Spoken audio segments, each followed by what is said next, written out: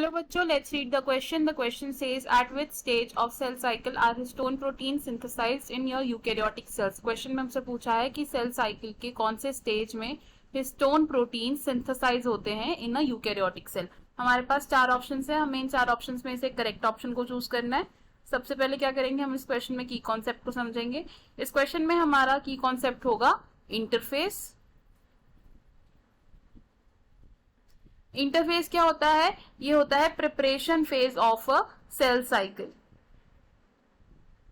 Preparation phase, preparation phase क्यों कह रहे हैं इसे? क्योंकि सेल इस फेज में प्रिपेयर करता है खुद को डिवाइड करने के। Cell prepares for division. अब ये जो इंटरफेज होता है इसके 3 स्टेजेस होते हैं। ये 3 स्टेजेस कौन कौन से हैं? फर्स्ट स्टेज को हम बोलते हैं गैप 1 या फिर G1 स्टेज। इस फेज में क्या होता है, जो सेल होता है वो ग्रो करता है, सेल ग्रोज। और ये क्या है? इंटरवल है between division phase and DNA synthesis. तो जो टाइम एम फेज और एस फेज के बीच में आता है इसे क्या कहते हैं? हम गैप 1 फेज कहते हैं या G1 फेज कहते हैं। गैप 1 के बाद आता है हमारा सिंथेसिस फेज। सिंथेसिस फेज को हम और क्या कहते हैं? S phase. अब इस फेज में क्या होता है?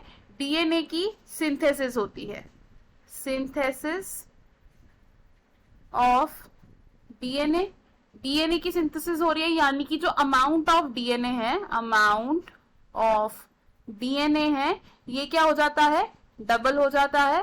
अब एक न्यूक्लियस में अगर अमाउंट ऑफ डीएनए डबल हो रहा है तो डीएनए को पैक करने के लिए हमें क्या चाहिए? हिस्टोन प्रोटीन्स चाहिए। हिस्टोन्स क्यों चाहिए हमें? To pack DNA. तो ये हिस्टोन प्रोटीन्स कहां सिंथेसाइज होते हैं? In S phase. और ये हिस्टोन प्रोटीन्स क्या करेंगे? इस रेप्लिकेटेड और सिंथेसाइज डीएनए को एक कॉम्पैक्ट फॉर्म में पैक करने के लिए हमारी हेल्प करेंगे। एंड सिंथेसिस फेज के बाद जो थर्ड फेज आता है इसे हम क्या कहते हैं? गैप 2 फेज या फिर G2 फेज। इस फेज में क्या होता है? जो सेल ऑर्गेनल्स होते हैं वो डबल हो जाते हैं, ऑर्गेनल्स डबल। और क्या होता है इसमें? गैप 2 फेज में सिंथेसाइज होते हैं ट्यूब्यूलिन प्रोटीन्स सिंथेसाइज्ड। तो हमें हमारे क्वेश्चन का आंसर मिल गया। हमसे क्या पूछा था कि यूकैरियोटिक सेल में हिस्टोन प्रोटीन्स कौन से फेज में सिंथेसाइज हो रहे हैं? तो हमने क्या देखा कि हिस्टोन्स प्रोटीन सिंथेसाइज हो रहे हैं in the S phase of interface. तो हमारा करेक्ट आंसर क्या होगा? ऑप्शन 2 यानी कि ड्यूरिंग एस फेज। तो हम क्या लिखेंगे? Option 2 is correct. अब देखते हैं बाकी ऑप्शंस क्यों इनकरेक्ट हैं।